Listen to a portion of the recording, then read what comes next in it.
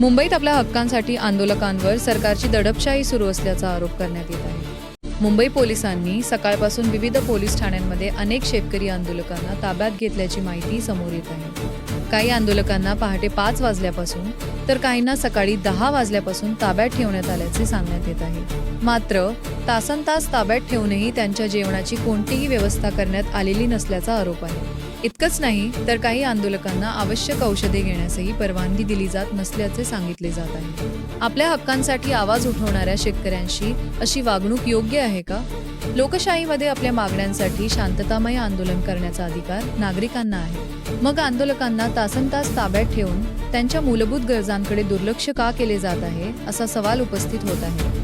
आंदोलन दडपण्यासाठी प्रशासनाकडून कितीही ताकद वापरली गेली तरी शेतकऱ्यांचा आवाज दाबता येणार नाही, असा इशारा आंदोलकांकडून देण्यात येत आहे। त्यामुळे सरकारने ही दडपशाही थांबवावी, ताब्यात घेतलेल्या आंदोलकांना माणुसकीची वागणूक द्यावी आणि त्यांच्या मूलभूत गरजांची तातडीने व्यवस्था करावी, अशी मागणी होत आहे। शेतकऱ्यांचा आवाज ऐकला पाहिजे।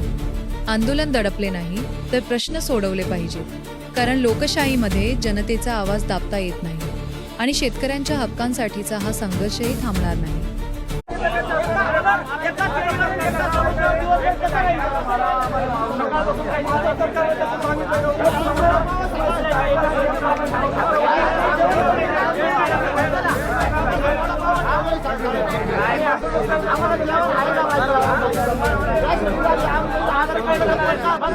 मला काय म्हणायचं, उपाशी मला डाऊनलोड दे ना, ऐका मारायचं